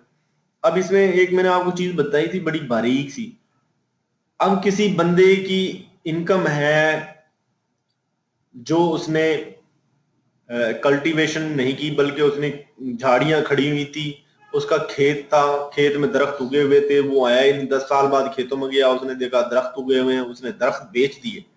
दरख्त बेचे, उसने एग्रीकल्चर तो नहीं किया ना, वो दरख्त तो कुदरती तौर पे उग रहे थे, तो वो उसकी एग्रीकल्चर इनकम नहीं है। ये हमने 2 दफा डिस्कस किया चीज, ये उसकी ये अदर सोर्सेज की इनकम होगी। हालांकि उसके खेतों से है, लैंड से आ रही है, लेकिन क्योंकि उसमें ह्यूमन इन्वॉल्वमेंट नहीं है, उस बंदे का उसमें रोल कोई नहीं है कमाने में, लिहाजा इसको हम एग्रीकल्चर इनकम में कैटेगराइज नहीं करेंगे, बल्कि वो अदर सोर्सेज की इनकम जो है ना बन जाएगी, एग्रीकल्चर इनकम में काउंट नहीं होगी। एग्रीकल्चर इनकम क्या है, इसमें ह्यूमन इन्वॉल्वमेंट है, अगर कल्टीवेशन से हो रही है, एग्रीकल्चर प्रोड्यूस से आ रही है, वरना जो है इसमें एग्रीकल्चर जमीन के रेंट से ही है। अब एग्रीकल्चर जमीन जो है वो एग्रीकल्चर इनकम टैक्स उस पे है तो नहीं, लेकिन है क्या उस पे, एग्रीकल्चर इनकम पे इनकम टैक्स नहीं है, इनकम टैक्स एग्जेम्प्ट है, तो क्या हो प्रोसेस क्या है। ये असल में एग्रीकल्चर इनकम जो है ना, ये फेडरल गवर्नमेंट का इस पे कोई टैक्स नहीं है, ये एग्जेम्प्ट है फेडरल गवर्नमेंट में। इस पे प्रोविंशियल टैक्स है, इस पे सूबा लेता है टैक्स, सूबों को दिया गया है। असल में ये थोड़ा सा मसला, ये इसमें भी पॉलिटिक्स इन्वॉल्व है शायद, क्योंकि पाकिस्तान में सिंध में और पंजाब में एग्रीकल्चर जो है ज्यादा होता है, फिर ये खैबर पख्तूनख्वा में एग्रीकल्चर है, बलूचिस्तान में बहुत कम है या ज्यादा है, तो ये काकड़ रेंज जो किला सैफुल्ला वगैरह, ये जोब वगैरह, यहाँ पे ये बागात हैं। बाकी जो ये बलोच एरिया, यहाँ पे तो बिल्कुल एग्रीकल्चर बहुत कम है, क्योंकि ड्राई लैंड है सारा, वहां पे मिनरल्स ज्यादा है। तो इन चारों सूबों की डायनामिक्स अलग है। इसी तरह केपीके में भी एग्रीकल्चर कुछ सूबों में है, नौशहरा, सवाबी, डीआई खान, मर्दान, चारसद्दा, बन्नू, और ये बाकी कोहाट वगैरह में तो इसमें नहीं है इतना, करक वगैरह में इतना एग्रीकल्चर नहीं है। इसी तरह वजीरिस्तान है, ये एजेंसीज जितनी, यहाँ पे भी एग्रीकल्चर वैसा नहीं है जैसे पंजाब में होता है। और स्वात वगैरह में भी जमीनें इतनी खुली नहीं है लोगों के पास, दीर स्वात, यहाँ पे भी बहुत कम एग्रीकल्चर है। पंजाब में भरपूर एग्रीकल्चर है जी। पंजाब में अटक से शुरू हो जाए तो रहीम सादकाबाद तक एग्रीकल्चर है, लैंड खुली वास्ट ट्रैक्ट्स ऑफ लैंड है जिनमें एग्रीकल्चर भी, पहाड़ी एरियाज भी है लेकिन बहुत ज्यादा। इसी तरह सिंध में भी जो वास्ट एरियाज हैं, थर के अलावा जो है तकरीबन सिंध के मोस्ट ऑफ द एरिया जो फर्टाइल लैंड है, ये नोटकी से शुरू हो जाए, उधर से शिकारपुर से, और ये सारा जो है इंडस के इर्द गिर्द जो है ना एग्रीकल्चर है। तो वहां पे सिंध में बड़ी बड़ी जमीनें लोगों के पास, पंजाब में भी बड़ी बड़ी लोगों के पास जमीनें हैं। इन्होंने ये सूबों को सब्जेक्ट दे दिया यार कि अगर कोई खैबर बलूचिस्तान का वजीर आजम आगे बैठ जाएगा, उसका दिल करेगा कि मैं टैक्स लगा दूं, ठीक है, क्योंकि बलूचिस्तान के अवाम पे तो नहीं लगेगा, ये तो पंजाब और सिंध के अवाम पे लगेगा। या अगर कोई पंजाब का वजीर आजम आगे बैठ जाएगा, वो कहेगा नहीं जी इस पे टैक्स नहीं लगाना, क्योंकि ये तो पंजाब में मेरा वोट है, या सिंध का कोई वजीर आजम बन जाएगा। इस एग्रीकल्चर पे टैक्स है ही इसलिए नहीं कि पाकिस्तान में मोस्ट ऑफ द टाइम जो है पॉलिटिक्स सिंध और पंजाब के हाथ में रही है। अगर पाकिस्तान की पॉलिटिक्स जो है ये सिंध और पंजाब के हाथ में ना होती ना, तो एग्रीकल्चर पे टैक्स होना था, अच्छा खासा इसको टैक्स होना था। तो ये बाज का पॉलिटिकल और सोशल डायनामिक्स होते हैं ना, वो भी आपकी कंट्री की इकोनॉमी को बड़ा तरीके से इम्पैक्ट कर रहे होते हैं। अभी ये सूबों को उन्होंने दे दिया है, सूबे उसको चला रहे हैं। अब सिंध में भी एक बनाया हुआ उन्होंने एग्रीकल्चर इनकम टैक्स, केपी वालों ने भी अपना बनाया हुआ है छोटा मोटा, लेकिन लगाते नहीं है। पंजाब वालों ने भी बनाया हुआ है, उसे कहते हैं प्रोविंशियल इनकम टैक्स। अब प्रोविंशियल इनकम टैक्स वो ले नहीं रहे वैसे आजकल, लेकिन वो है सही, वो सूबा लेगा, प्रोविंस लेगा।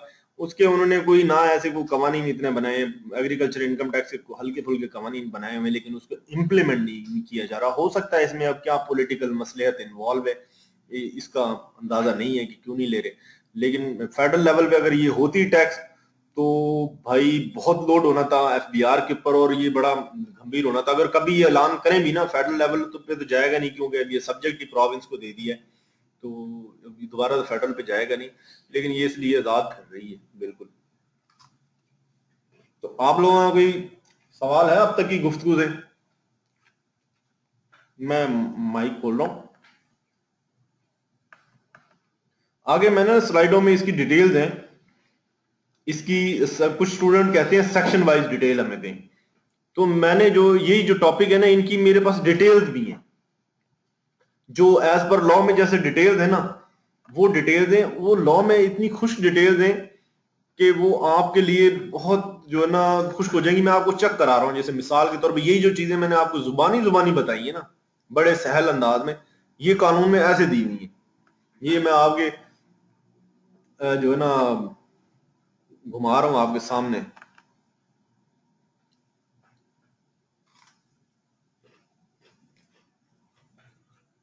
देखे ना, ये इतनी सी बात थी कि चैम्बर ऑफ कॉमर्स से रजिस्टर्ड हो, ये आपके सामने जो डिस्प्ले हो रही है, प्रोफेशनल बॉडी का मेंबर हो या कोई प्रोफेशनल ट्रेड एसोसिएशन हो। अब इन्होंने इतना लंबा इसको बना दिया पैराग्राफ, इसको आप समझते समझते आपका नीचे तक पहुंचेंगे, ज़हन आपका कहीं ना कहीं गुम हो जाएगा। शंकर लाल पूछ रहे हैं सपोर्ट पेमेंट क्या है? यार सपोर्ट पेमेंट ये है कि स्पाउस जो है ना, जो मियाँ बीवी के दरमियान जो है ना, वो एग्रीमेंट हो जाता है कि उन्होंने सेपरेट रहना और वो बीवी को जो है ना सपोर्ट पेमेंट देते हैं इसके लिए, तो वो एक सपोर्ट पेमेंट है ना, एग्रीमेंट देते खर्चा होता है ना हमारे जैसे। अब ये हिंदू मैरिज लॉज में जो है वो, उसका मुझे अंदाजा नहीं है, लेकिन जो मुस्लिम मैरिज लॉ है उसमें है ये बीवी अगर शौहर के दरमियान जो अलहदगी होती है, तो अगर बच्चा भी है कोई, तो जो बच्चे का वालिद है वो अपनी बीवी की जो किसी सेपरेशन होती है उसके ऊपर देता है पैसे। सर एक क्वेश्चन है मेरा। नान नुस्खा ये बाय लॉ होता है ये सर? सपोर्ट पेमेंट जो है ये बाय लॉ ही होती है। ये सपोर्ट जो होती है ये बाय लॉ होती है? जी सपोर्ट पेमेंट जो है ना ऐसे नहीं होती, ऐसे कोई नहीं कहता कि ये सपोर्ट पेमेंट इसको टैक्स ना करो। सपोर्ट पेमेंट यकीनन बाय लॉ होती है। हाँ, रिटर्न ऑफ इनकम किस ऑर्डिनेंस में आता है मैं बता रहा हूँ ना। भी ये सवाल जो पूछ रही है उन साहब को, ये साजिदा नाज पूछ रही है रिटर्न ऑफ इनकम, बच्चे रिटर्न ऑफ इनकम आता है इनकम टैक्स ऑर्डिनेंस में। ये जो जितनी भी चीजें मैं आपको पढ़ा रहा हूं अभी तक पढ़ाई है, ये इनकम टैक्स ऑर्डिनेंस में आती हैं। रिटर्न ऑफ इनकम में लफ्ज इनकम का आ गया तो ये तो इनकम टैक्स ऑर्डिनेंस है, वो शुआरा जमा कराते हैं हम इनकम टैक्स ऑर्डिनेंस 2001 की प्रोविजन के तहत। सर एक क्वेश्चन है मेरा। जी जी सर आपने कहा कि एग्री इनकम में जो जैसे आप कह रहे हैं कि मतलब बंदे की एफर्ट नहीं थी उसमें, वो दरख्त होती होगा तो फिर वो इनकम फ्रॉम अदर सोर्सेज चली जाएगी। हाँ जो तो अदर सोर्सेज पे जब चली जाएगी तो फिर उस पे टैक्स होगा जो अदर इनकम में तो आ गई है वो। हाँ अदर सोर्सेज पे टैक्स है ना मेरे भाई। ठीक है सर, अदर मतलब वो अदर सोर्सेज में चला जाएगा। अदर सोर्सेज पे टैक्स है, जितने भी हेड्स ऑफ इनकम सारे बताएं ये सारे टैक्सेबल है इनकम के हेड हैं। 5 जो head of income I have conveyed to you people, first of all salary, income from property, income from business, capital gains and income from other sources. All income जितनी भी who are deriving, anybody is deriving and is crossing the threshold of taxable limits is liable to be taxed। ठीक है ना? Sir तो फिर sir agree income exam इस sense में होगी कि वो प्रोविंशियल गवर्नमेंट को दे दिया, इसलिए फेडरल वाले एफबीआर वाले कलेक्ट नहीं करेंगे, इसलिए एग्जाम इनकम है एग्री। हाँ जी। अब पता क्या, मैं आपको आपने ये बात छेड़ी ना, मैं आपको ट्रिक की थोड़ी सी बात बता दूं, गौर से सुनना। अगर आपने अपना गोशवारा जमा कराया है, उसके अंदर आपने अपनी इनकम फ्रॉम बिजनेस बता दी मुझे, इनकम फ्रॉम सैलरी बता दी, इनकम फ्रॉम अदर सोर्सेज बता दी, कैपिटल गेन की बता दी, प्रॉपर्टी की बता दी, और सारी कैलकुलेट करके बता दी इतना टैक्स है ये मैं अदा कर रहा हूं, और ये मेरी इतनी इनकम है 5 लाख रुपए, और ये मेरी इनकम जो है ना वो है एग्रीकल्चर इनकम, और ये एग्जाम्प्ट है। मैं कहूंगा ठीक है, मैं उस पर टैक्स नहीं लेता, लेकिन मेरे पास ये इख्तियार है बीइंग एफबीआर टैक्स कलेक्टर कि मैं आपसे कहूंगा ठीक है, इसको मैं मान लेता हूं कि ये आपकी एग्रीकल्चर इनकम है और इस पे कोई टैक्स नहीं, एग्जाम्प्ट है, अगर मुझे आप सबूत दिखा दें कि आपने इसके ऊपर टैक्स सूबाई अदा किया हुआ है, ठीक है ना, प्रोविंशियल इनकम टैक्स अदा किया हुआ है एग्रीकल्चर वाला। अगर आप नाकाम हो जाते हैं, जैसा कि आपका शहर कौन सा अब्दुल हकीम साहब? सर फैसलाबाद। फैसलाबाद में आप रहते हैं और आपने जो है ना आपने ये वजाहत देने में नाकाम हो गए हैं कि इस पे आपका, आपने सूबाई हुकूमत को या आपकी जिले हुकूमत जो है उन्होंने टैक्स आपसे लिया या आपने कोई चलान का नहीं शो कर पाते, तो मैं आपसे ये कहूंगा अब्दुल हकीम साहब आपने मुझसे झूठ बोला है, और ये जो 5 लाख रुपए ना ये आपकी अदर सोर्सेज इनकम है, ये एग्जाम्प्ट नहीं है, इसको मैं टैक्स करूंगा अदर सोर्स से मिल जाके। ठीक हो गया सर, समझ गया।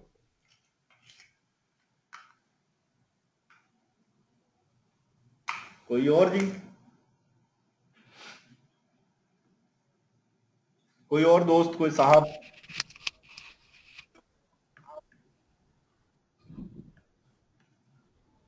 लेक्चर जो है ना वो आज का तकरीबन खत्म है।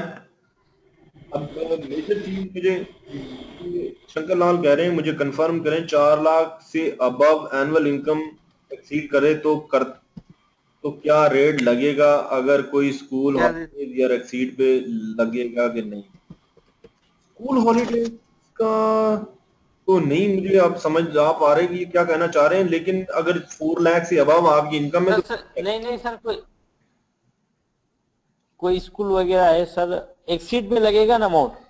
एक्सीड अमाउंट पे टैक्स लगेगा, वो उसका खास एक रेट है। वो रेट के जो टेबल्स है ना, वो मैं यहाँ पे अगर मेरे पास है नहीं पड़े, मैं आपको अभी दिखा देता। टैक्स रेट के टेबल्स हैं, वो टेबल्स मैंने ना ये अरमान साहब से मैं कहता हूँ आज आपको सारे टेबल्स की जो है ना दे देता, कॉपीज आपको ईमेल कर देता, सारे टैक्स रेट जितने भी है ना, सैलरी इनकम का, बिजनेस इनकम का, प्रॉपर्टी का और कैपिटल गेन का, अदर सोर्सेज का, हेड्स का जो रेट्स है ना, वो आपको 5-6 जो बनते हैं ना, वो आपको टेबल दे दे। हाँ सर, और सर ये रेट एग्जाम में आएंगे भी सही ना? ये रेट्स जो है ना यार, ये नहीं आएंगे, मुश्किल है।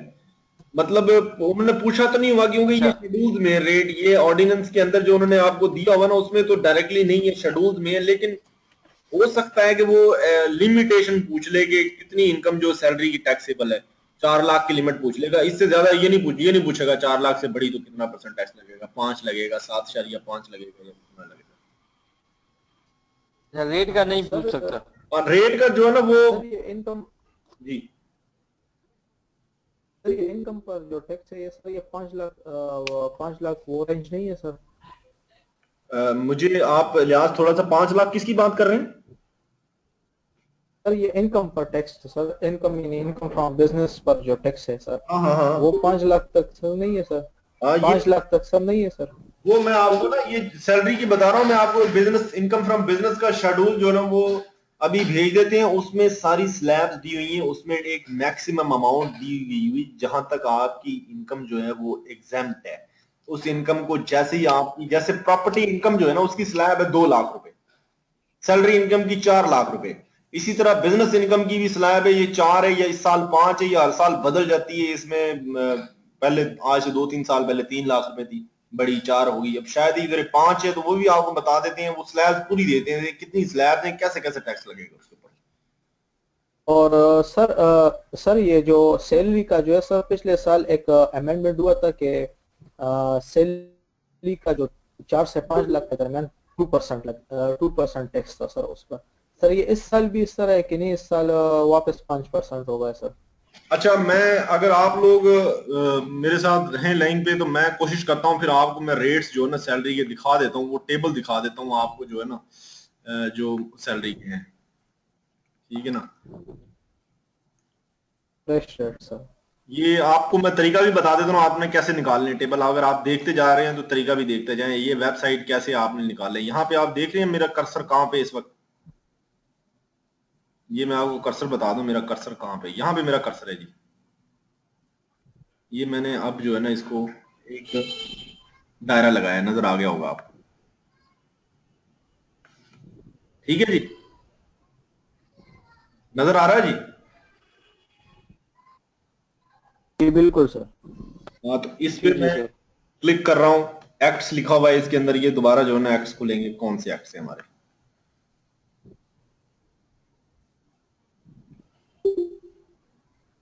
अब ये आपके सामने एक पेज खुला है, इस पे एक्ट्स हैं, ऑर्डिनेंस है, रूल्स है, क्योंकि हमने तो इनकम टैक्स ऑर्डिनेंस निकालना ना। ये इनकम टैक्स ऑर्डिनेंस पे मैंने क्लिक कर रहा हूँ, यहाँ पे इनकम टैक्स ऑर्डिनेंस जो है ना थोड़ा सा ब्रिंजल हुआ पड़ा कलर, ये मैंने बटन दबा दिया है, क्लिक कर दिया है, ये अब इनकम टैक्स ऑर्डिनेंस खुलेगा। अब अभी आपके सामने ये शो हो जाता है, ये जो आपके सामने शो हो रही है ना स्क्रीन, इसमें सबसे पहला जो सीरियल है ना उसमें टैक्स लॉज अमेंडमेंट ऑर्डिनेंस 2016 दिया हुआ है। इससे नीचे जो हेडिंग दी हुई है उसमें लिखा हुआ है 31 अगस्त 2016 तक जो है ना अमेंडेड ऑर्डिनेंस क्या है, वो मैं उस पर मैंने क्लिक कर दिया है। इसको मैंने क्लिक कर दिया, अब ये मुझे वहां पे लेके जाएगा जहां पे वो ऑर्डिनेंस पड़ा हुआ है। ये आ गया जी, पीडीएफ वर्जन का फॉर्मेट में इसमें खोल रहा हूँ, पीडीएफ की फाइल। अब ये सारा ऑर्डिनेंस जो है ना ये लोड हो जाएगा मेरे सामने, यहाँ पे ये मेरे सामने ऑर्डिनेंस जो है ना ये लोड होना शुरू हो गया, पीडीएफ की फाइल है।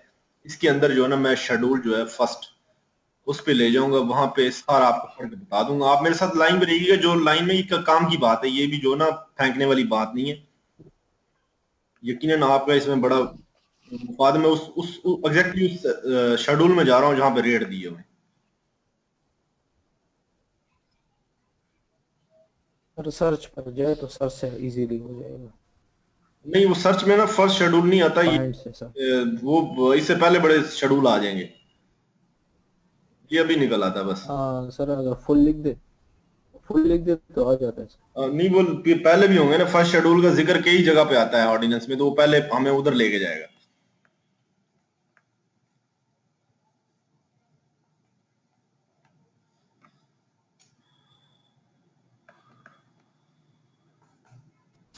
ये जी आपके सामने ना आ गया, डिस्प्ले हो रहा है, ये पहला शेड्यूल है। पेज नंबर क्या है? पेज नंबर 348 है जी। 300। ये आपका पेज डिफरेंट भी हो सकता है, लेकिन यहाँ पे आप देख लें, ये 348 नंबर पेज है, इस जो मेरे पास कॉपी है। इसके अंदर लिखा हुआ है subject to the clauses 1A, ठीक है। The rates of tax imposed on the taxable income of every individual and association of person except salaried taxpayer। ये सारा बिजनेस पर्सन के लिए जो ये स्लैब शुरू होने वाली है, बिजनेस का रेट्स क्या है। अब मैं वो रेट्स आपको दिखाने लगा हूं, बिजनेस के क्या रेट्स हैं। लाइन पे सब रहिएगा, ये रेट यहां से शुरू हो रहे हैं। ले जी, ये 4 लाख से शुरू हो रहे हैं रेट, ठीक है। ये देख रहे हैं आप, यस सर। 4 लाख से शुरू हो रहे हैं। 4 लाख में 0% टैक्स है। अगर आपकी इनकम 4 लाख तक रहती है तो उस पर कोई टैक्स नहीं, बिजनेस इनकम की बात है, ठीक है, इनकम फ्रॉम बिजनेस की। अगर 4 लाख से वो बढ़ती है, 4 लाख से अगर वो 5 लाख के दरमियान रहती है तो उस पर ये 7% टैक्स है, ठीक है। जो अमाउंट 4 लाख से इंक्रीज हो रही, मसलन 70,000 रुपए जो है ना वो ज्यादा हो जाते हैं, ठीक है। 70,000 का आप 7% लेंगे, वो आपका टैक्स है, ठीक है। समझ लगी है जी? आप लोगों की आवाज नहीं आ रही, अगर समझ लगी है तो मुझे जरूर बताएं। जी सर, 7% टैक्स है ना। मैं ये दोबारा ये ग्रीन मैंने किया ना, इसको मिटा देता हूँ। ये देख रहे हैं ना, इसमें स्लैब वाइज है। मतलब अगर आपकी इनकम जो है वो 4 लाख से 5 लाख के दरमियान है तो फिर कितना टैक्स है उसके लिए अलग है। अगर आपकी इनकम इससे एक्सीड करती है, 5 लाख से 7 लाख के 7.5 लाख के दरमियान है तो उस पर अलग टैक्स है। अगर आपकी इनकम 7.5 लाख से 15 लाख के दरमियान है, उस पर अलग रेट है, ठीक है ना। ठीक है। ये रेट दिए हुए हैं, ये इसी तरह लागू होंगे। इसके साथ अब सैलरी के नीचे रेट है, ये सैलरी के रेट भी मैं दिखा देता हूं आपको। ये सैलरी के रेट है, सामने खुले हुए हैं, जो आपके सामने खुल जाते हैं अभी 1 मिनट में।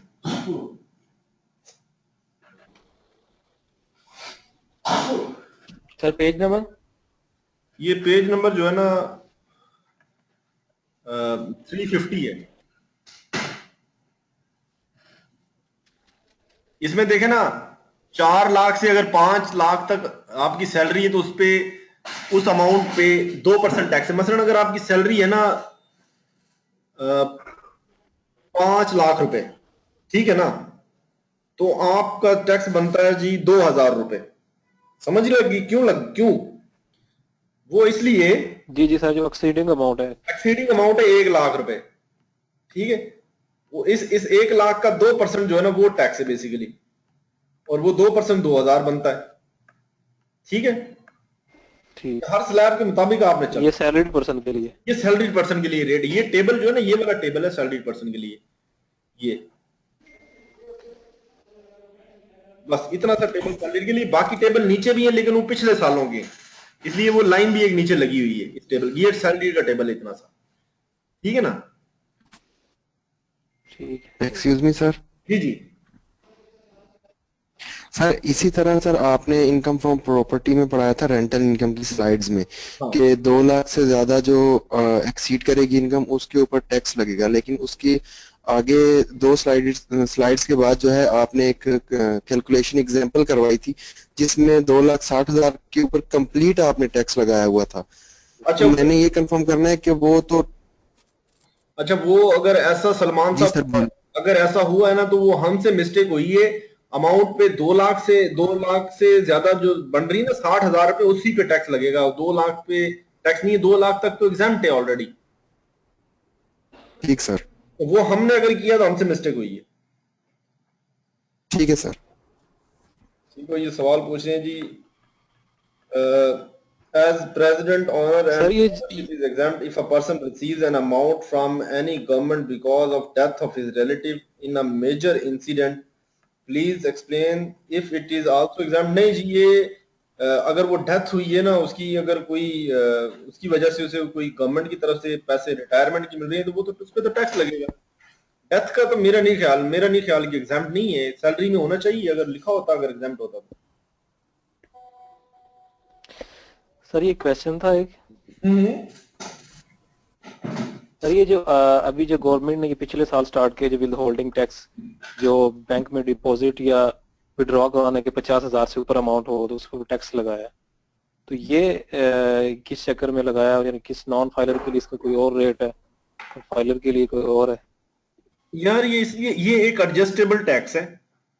ये बेसिकली लोगों को रिटर्न फाइल करने पे मजबूर करने के लिए है। ये मतलब आप सारा साल ट्रांजैक्शनें कर रहे हैं और आपका टैक्स कट रहा है, तो साल के एंड पे ये इसका मतलब है एफबीआर आपको मजबूर कर रहा है कि अपना गोशवारा जमा कराएं। अगर आपका ज्यादा टैक्स कट गया ना उसका रिफंड क्लेम करें, ताकि लोग हमारे पास गोशवारा जमा कराएं। क्योंकि वो तो अभी एक बंदे ने 50 लाख रुपए उसका टोटल है, उस उसका सर्कल में 50 लाख रुपए, वो सारा साल उस 50 लाख रुपए को बैंक से निकालता रहता है, फिर जमा कराता रहता है, निकालता रहता है, उसका तो 10 लाख टैक्स कट जाता है उसमें से। उस बंदे को तो घाटा है ना, उसे तो बिल्कुल। जरूर जमा कराना पड़ेगा। वो तो एफबीआर के पास भागा भागा जाएगा, ये लो मेरा रिटर्न, मेरा तो टैक्स 50,000 बनता है, ये 9.5 लाख वापस कर दो। तो एफबीआर उसको वापस कर देगा, रिफंड उसका। तो ये उन लोगों को जिनके पास पैसे हैं और बैंक के थ्रू ट्रांजेक्शन कर रहे हैं, उन लोगों को कायल करना है कि वो अपने गोशवारे जमा कराएं, रिफंड लें अगर उनका नहीं टैक्स बनता है ड्यू।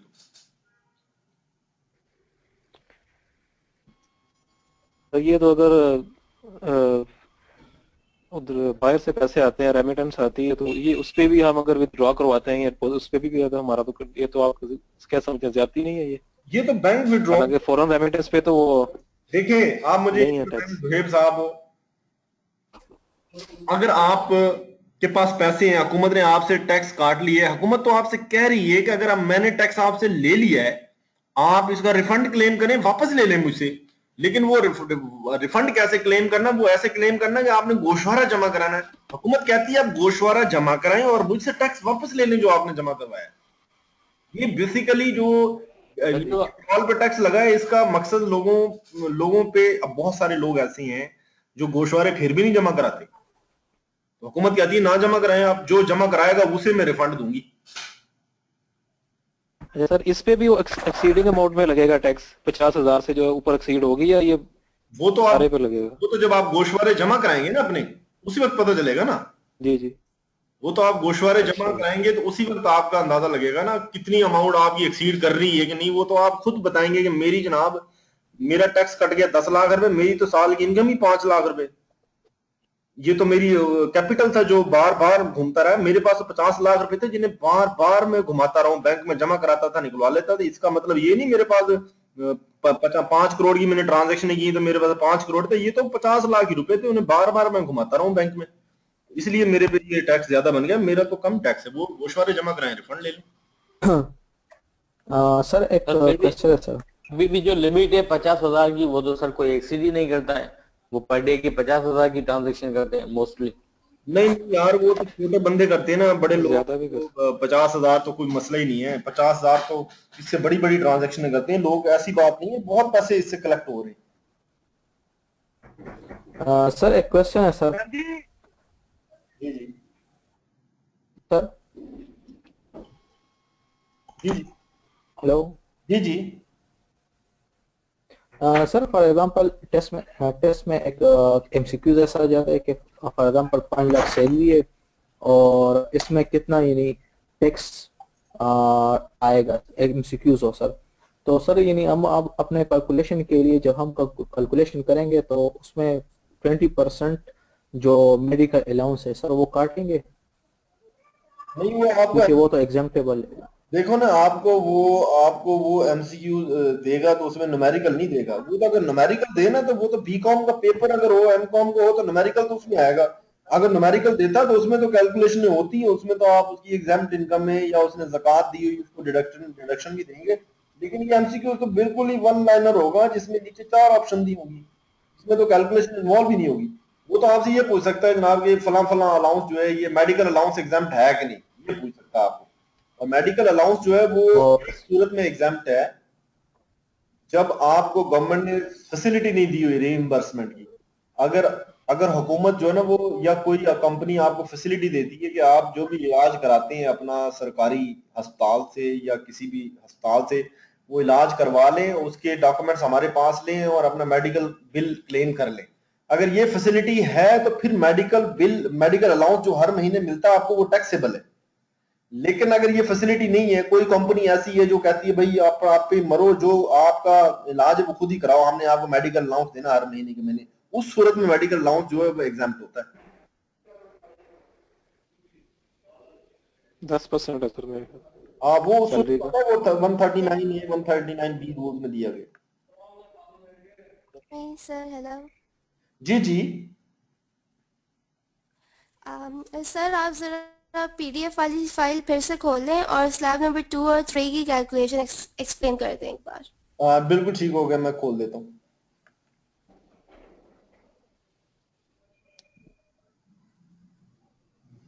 ये जो है ना एक तो स्लैब नंबर 2 है, ये सैयदा सहर जो है वो पूछ रही हैं। तो सर ये जो है ना स्लैब 2 है जिसमें सैलरीड इंडिविजुअल के लिए ये अप्लाई करती है उनके ऊपर। मिसाल के तौर पे पहला पॉइंट जो पहली नंबर इसमें नजर आ रहा है वो ये है कि आपकी सैलरी जो है ना वो एक साल में 12 महीने में आपने 4 लाख रुपीज से नीचे ड्रॉ की है। मसलन कि आपकी 3,75,000 रुपीज आपने सैलरी ड्रॉ की है, तो उसके आगे जो रेट ऑफ टैक्स दिया हुआ है ना, ये दिया हुआ 0। ये आपने सैलरी 4 लाख रुपए से नीचे ली है। काइंडली तमाम लोग वजी हो जी, ये मैं सवाल छोटा सा समझा रहा हूँ।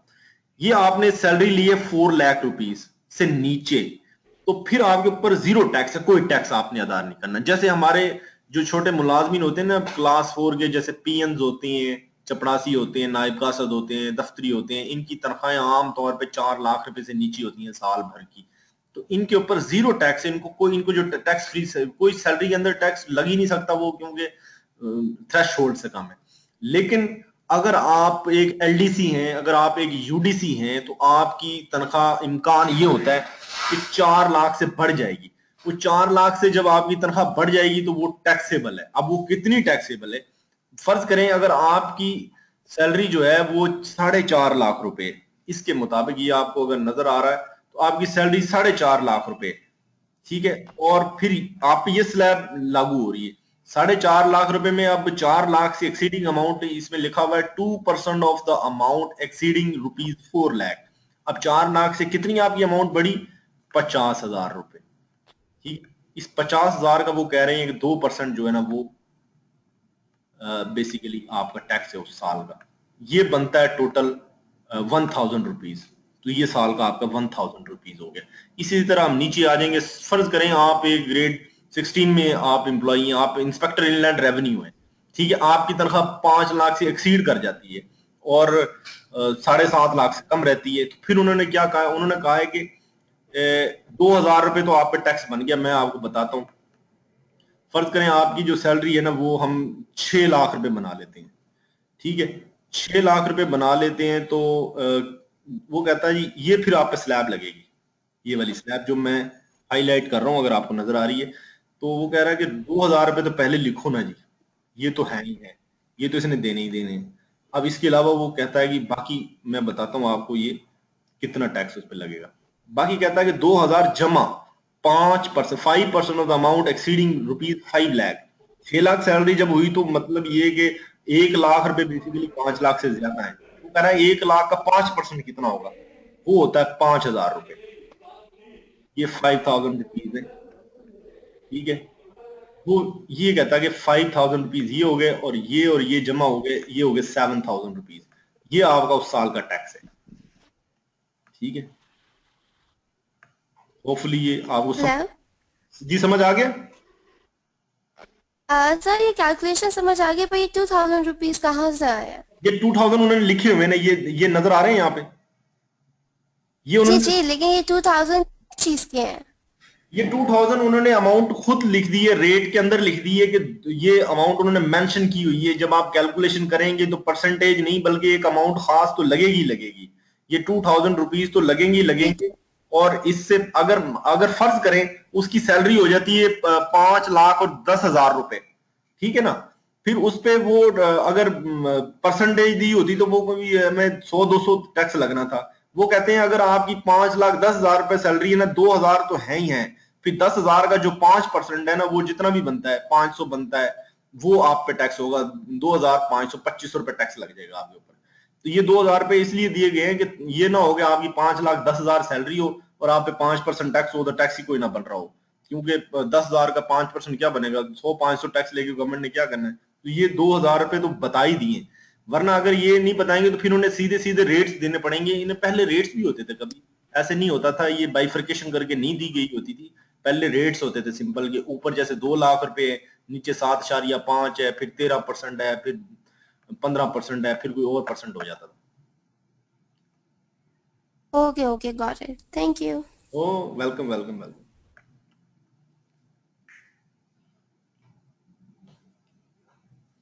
और जी कोई सवाल पूछना चाह रहे हैं, कोई कंफ्यूजन हो आप जो है ना।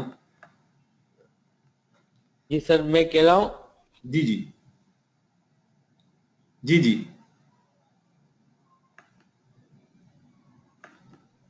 मैंने आपका माइक खोला हुआ है। शंकर शंकर बोल रहे हैं।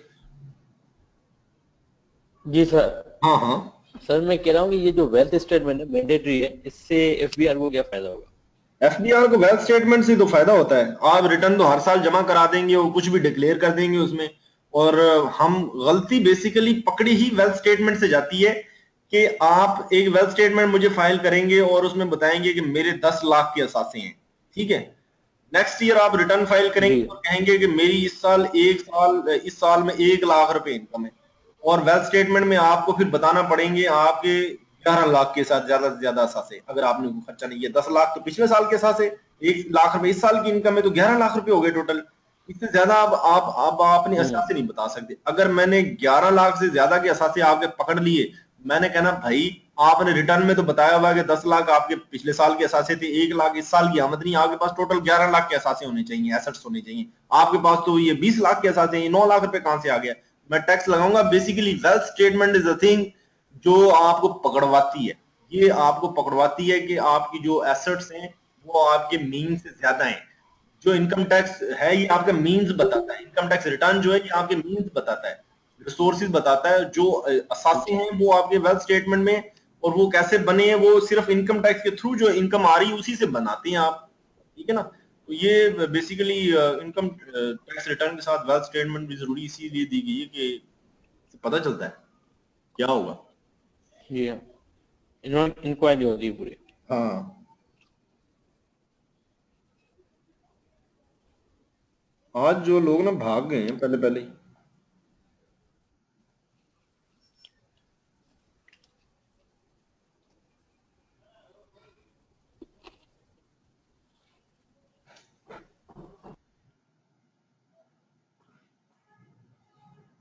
कोई सवाल जी पूछ लें आप।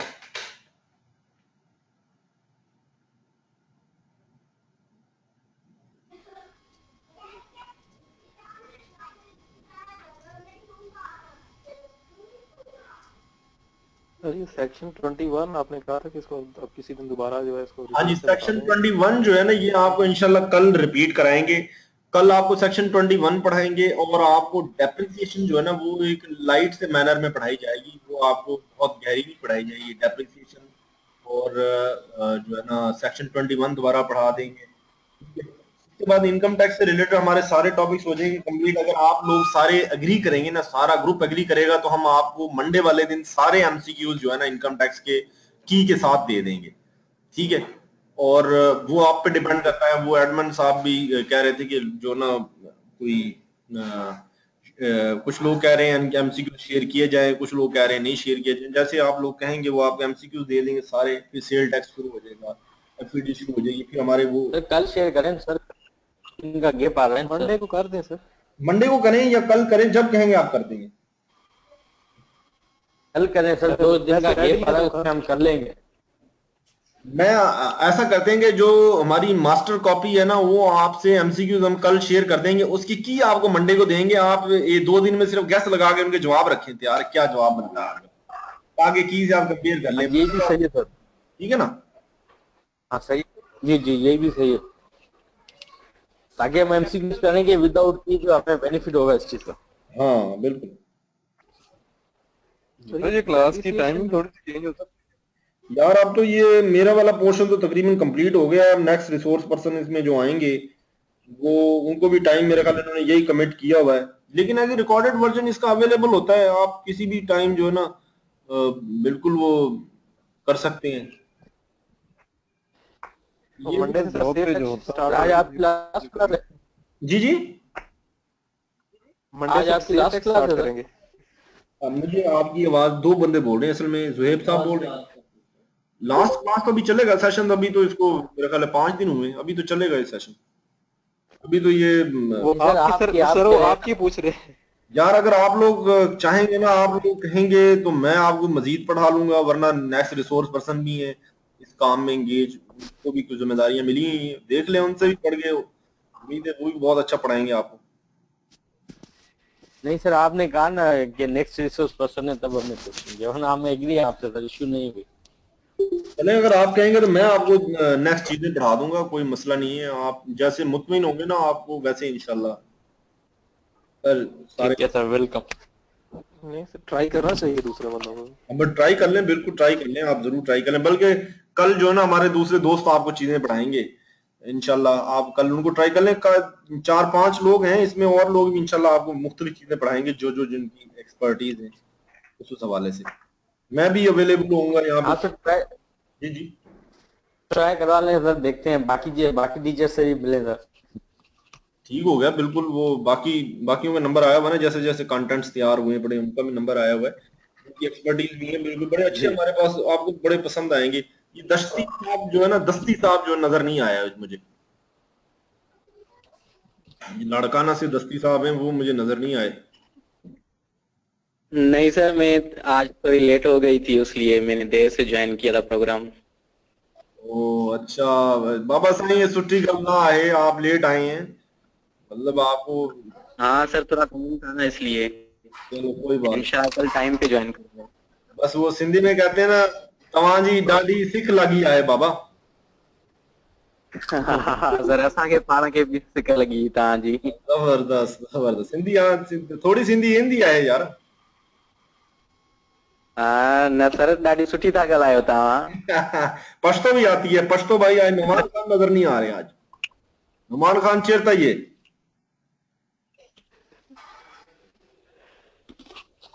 नुमान खान जो है ना नहीं आए, हमारे बड़े अच्छे साथी हैं। इमरान खान, नुमान खान ये नहीं आए,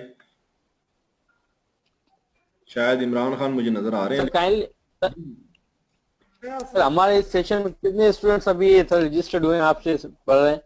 इसमें अभी मेरे पास जो है ना स्टूडेंट्स अपीयर हो रहे हैं यहाँ पे कोई 32 के करीब, लेकिन यहाँ पे अटेंडेंस कम है। ये बैच 2 है आपका। बैच 1 में इनके पास कितने स्टूडेंट्स हैं उसका काउंट नहीं है। लेडीज का काउंट जो है ना वो भी मेरे पास एग्जैक्ट नहीं है, लेडीज कम है, मेल्स ज्यादा है। इस ग्रुप में जो है ना मेल्स ज्यादा है, खवातीन कम है। बल्कि खवातीन जो सर तकरीबन जी वो कम है। दोनों बैच में 200 करीब के स्टूडेंट होंगे। यार ये तो इतना स्टूडेंट तो नहीं है, कम है स्टूडेंट तो कम है, इतना ज्यादा नहीं है, कम है सर स्टूडेंट। हमारे सन से जी जी सर इंशाल्लाह से स्टूडेंट ही सर यहाँ पर बचेंगे। नुमान खान किधर थे यार आप? नहीं सर, मैंने माइक म्यूट पे लगाया हुआ था। ओ ठीक शो मसला मत दे यार।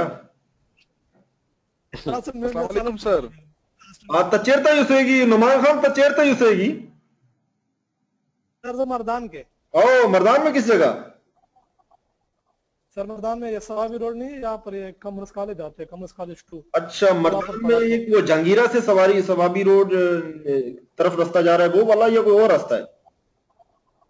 सर ये जीटी रोड है, वो मोटरवे पर। अच्छा जीटी रोड, अच्छा जीटी रोड तो वो दरिया के साथ साथ चलता है। हाँ हाँ सर वही। अच्छा अच्छा जबरदस्त। सवाबी बेसिकली एग्रीकल्चर है, सवाबी बड़ा एग्रीकल्चर एरिया है। और सर मैं अस्सलाम वालेकुम सर।